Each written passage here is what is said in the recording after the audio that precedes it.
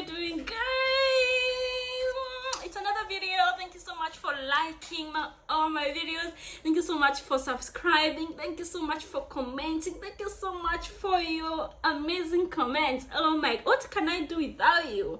You're lovely, you're amazing, my small family. I love you so much for your support, and that's why nowadays I'm trying to be as consistent as I can so that I can have a video for you guys, because I love you so much. I love you. I know I have people to to keep up with, so thank you so much for keeping me on my toes. So that slaps. So ladies and gentlemen, on this video we are going to talk about relocation process, how to relocate to the UK as a nurse. Have you subscribed? Make sure you subscribe, make sure you like this video, and make sure you comment. Okay, so let's get into this video.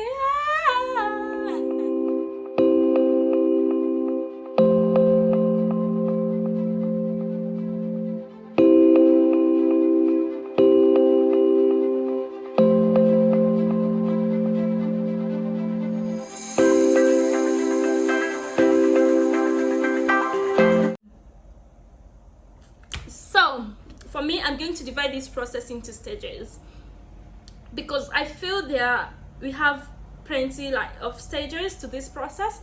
So I've written them down, and so we've got 4 stages. Okay, 4 lovely stages. So stage number 1 is the thought, making the decision that you want to come to the UK, and making it a dream, because it's not every nurse that wants to relocate to the UK. Some want to get to the US, some want to get to Canada, and others want to remain in their own country. They love it in Kenya and they don't want to leave their family. They just love it, like they love working in Kenya, so they don't have that urge or dream of coming to the UK. So stage number 1 is knowing that that's what you want, knowing that's your passion, knowing that no matter what, I'll go to the UK, I'll make it, I'll make sure my dream come true. That's stage number 1, making the decision, making it your your job, making it your passion, because when it's your passion, no matter what, you'll come to the UK. I promise you that, because I've been there before, and that's why I'm telling you this. Like, first stage, number 1, making the decision, making the decision of coming to the UK. That's stage number 1. Stage number 2, now this is where it all begins. Making preparation to coming to the UK. What do you need to do as a nurse? What is required of you as a nurse, to come to the UK? You've made a decision of coming to the UK. You've decided, no matter what, I'll go to the UK. No matter what, I'll make sure I arrive in the United Kingdom. So next stage is, what do you need to do?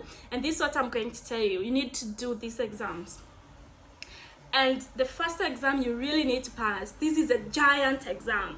This is the scariest of all. This is what every nurse is scared of. And this is IELTS. IELTS exam. It's an English test, international English, blah blah blah, language test. And you need to do academic for you to be able to register with a nursing midwifery council of the UK. You need your English exam. This is the giant. This is the one that is tricky, because for me it was hard for me.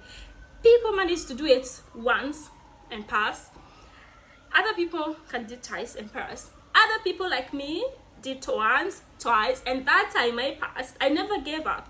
And there are other people who did 4, 5, 6, 7, 8, 9, 10 times, and they never gave up, and right now they're in the UK. One thing, when you come into this process, when you make this decision of relocating to the UK as a nurse, please never give up. Never give up. For me, before I did my IELTS exam for the first time, I was so confident that I'll pass it the first time. I was very confident that I'll pass it, I just felt like I'll pass it. I was very confident. I knew within 3 months I'll be in the UK. I started my process in 2020, December. No, not 2019 December, and I came here last year 2021. If you haven't watched my journey to the UK, you can watch, I have that video so that you can know what happened on the process.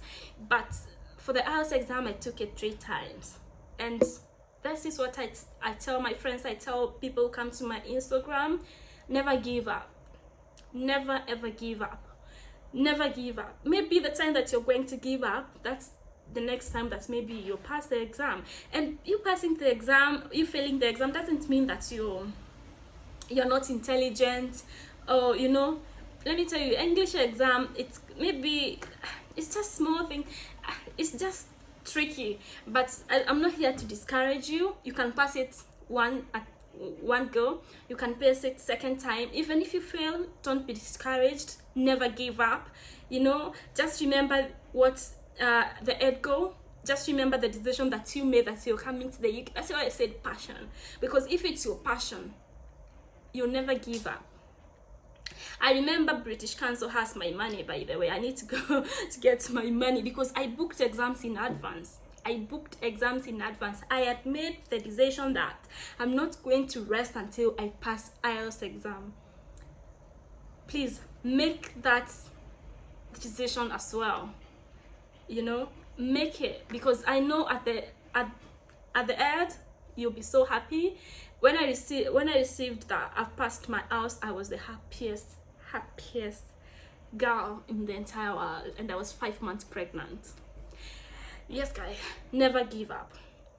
What is IELTS exam?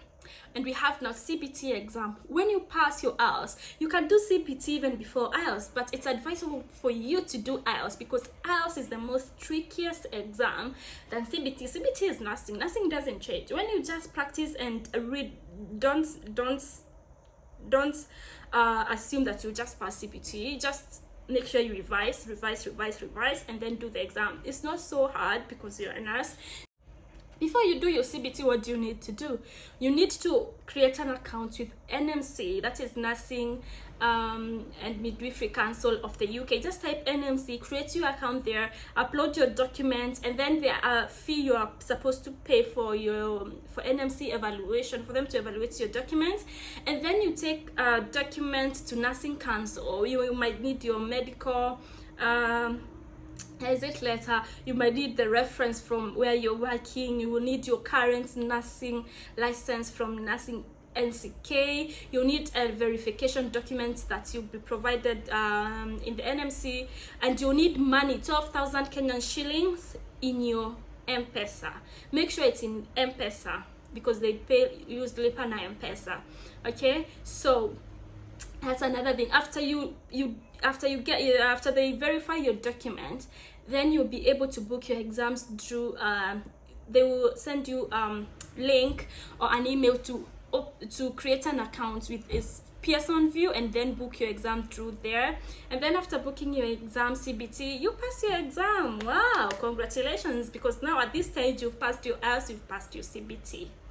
Okay, you've passed IELTS, you've passed your CBT. Now that's the end of this stage. Next stage, job hunting.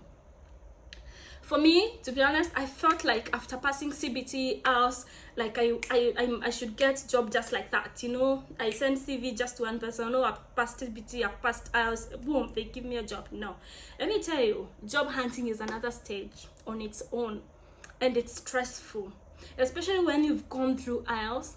You've gone through all this process, and now you feel like nothing is working. You feel like your process is just being stagnant, and you've passed your IELTS, and you had these expectations in your mind that after you've passed all the exams, it will be an easy process for you. For some people, it was very easy. I'm not saying it's hard for everybody. People are lucky. You never know, you know.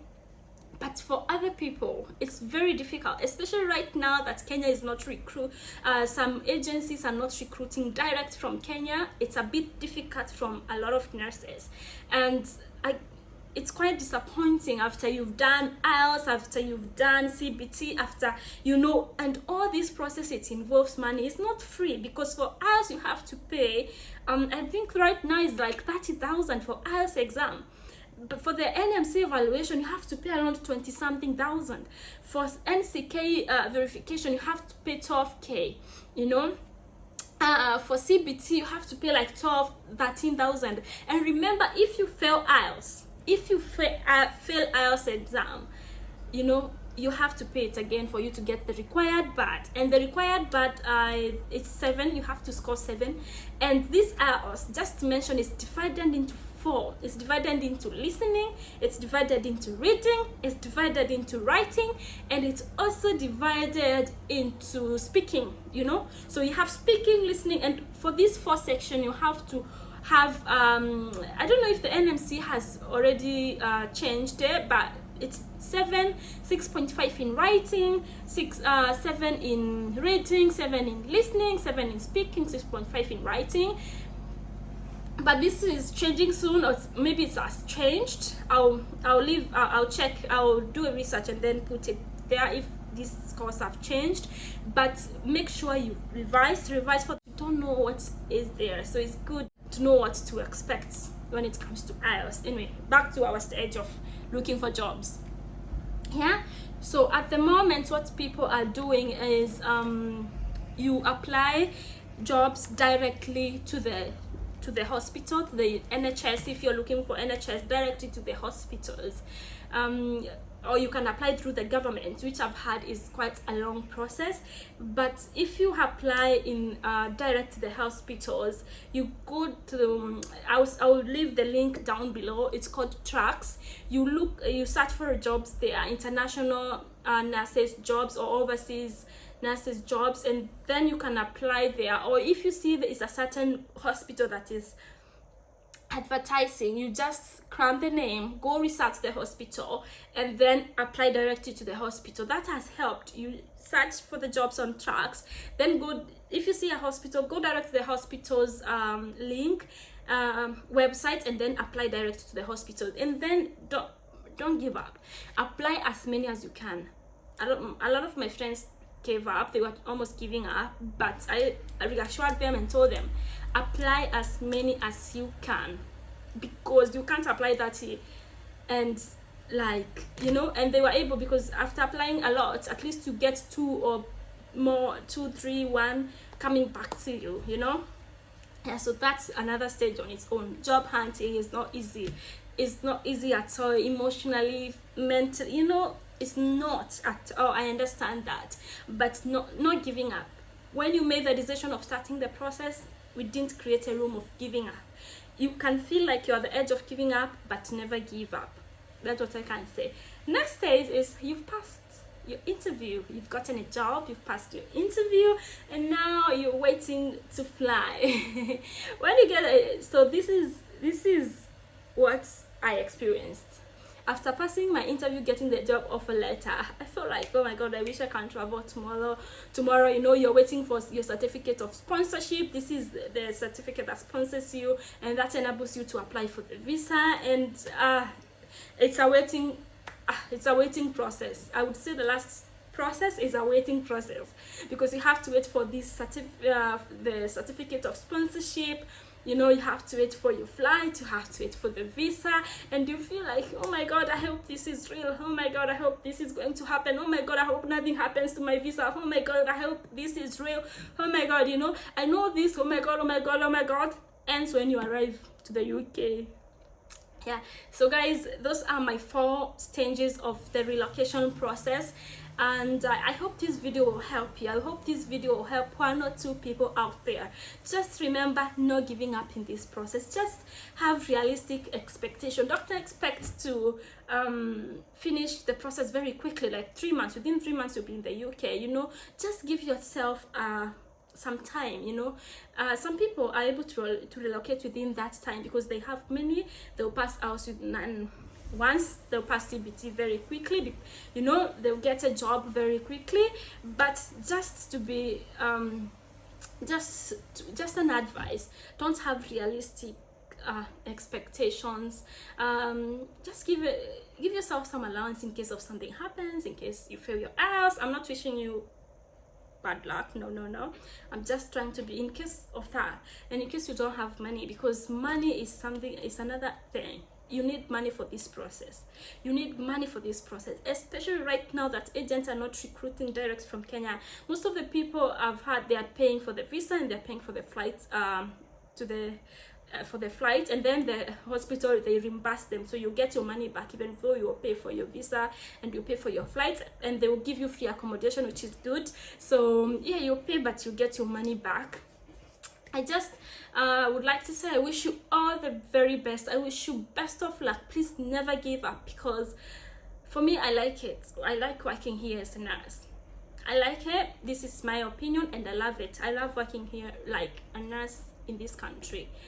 I love it. So I would want 1 or 2 people to feel encouraged to come and experience the same thing that I'm experiencing, because for me, I love it. I love it. Some people don't like it, some people don't love it. They have their own reasons. For me, I love it, and I wish you the very, very best. Please don't give up. Never giving up in this process. Save. And just to mention, you don't have to do this at once. You can decide this time you're doing your IELTS. Make sure before you do your IELTS, you're ready for that exam. Make sure you've revised a lot for that exam. I think I might just do another video for just IELTS exam and how to go about it. I failed it 2 times and passed the third time. So just know that I researched. I researched everything, all the websites that IELTS has, all the IELTS websites on Google. Just know that I've stepped my finger into those websites. So ladies and gentlemen, I'm going to do another video on IELTS, because if I have to speak about IELTS, I'll speak about it the entire day, because that exam, it scared the hell out of me. It even made me at one point feel like this was not meant for me, because I failed it twice and I felt like, no, this is not meant for me at all. So I don't want you to feel like that. Never give up. When you fall, you stand up and you continue with the journey. Just know that you'll make it. Just never give up at all. Okay? I love you so much, ladies and gentlemen. Thank you so much for watching my videos. Thank you so much for your love, for your support. Make sure you subscribe, share this video, comment and like. Okay? So I'll see you next onto my video, and I wish you the very best. May God remember you.